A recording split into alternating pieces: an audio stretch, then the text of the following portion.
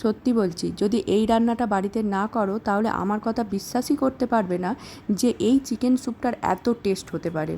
তাই দেরি না করে ঝটপট এটা বাড়িতে রান্না করে ফেলো। ফেসবুক আর ইনস্টাগ্রামে কিন্তু এটা প্রচুর ভাইরাল হয়েছে, নাগা চিকেন স্যুপ, তাই আমিও বাড়িতে বানিয়েছি। তোমরাও একবার অবশ্যই বানাবে। প্লেন জলেতে চিকেনের পিসগুলো দিয়ে দিয়েছি। এরপর একটা মিডিয়াম সাইজের পেঁয়াজ নিয়েছি, 8-10 কোয়া রসুন নিয়েছি, একটা কাঁচা লঙ্কা নিয়েছি। কাঁচা লঙ্কাটা একটার জায়গায় 2-3টে নেওয়া যেতে পারে। এরপর একটা মিক্সিতে পেস্ট বানিয়ে নিয়ে চিকেনের ওপর দিয়ে দিয়েছি। আদা বাটা নিয়েছি 1 চামচ, নুন নিয়েছি পরিমাণ মতো, আর 2টো বড় সাইজের টমেটো দিয়েছি, আর দিয়েছি 5 পিস শুকনো লঙ্কা। এই হলো এর রান্নার উপকরণ। এরপর আস্তে আস্তে এটা ফুটবে, এতে কোনো রকম ঝামেলা নেই। এটা আস্তে আস্তে যখন ফুটবে তোমরা খালি খালি একবার করে নাড়িয়ে দেবে। হয়ে গেল।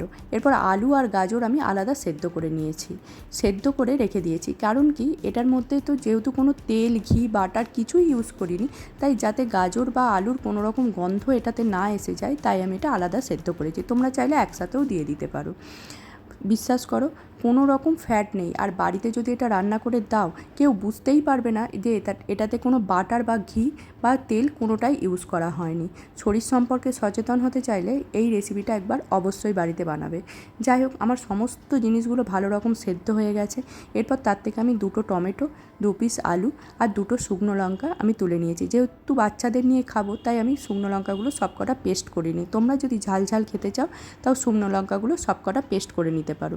পেস্টটা আমি আবার চিকেনটার ওপর দিয়ে দিয়েছি। এরপর দিয়েছি মুঠো ভরে ধনেপাতা। ধনেপাতাটা কিন্তু মাস্ট, এটা কিন্তু স্যুপের টেস্টটাকে ডবল বাড়িয়ে দেয়।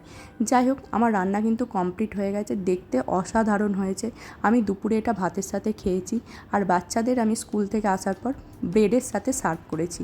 মানে সত্যি বলছি, বিশ্বাস করো, দারুণ দারুণ দারুণ হয়েছে। অবশ্যই বাড়িতে বানাবে কিন্তু।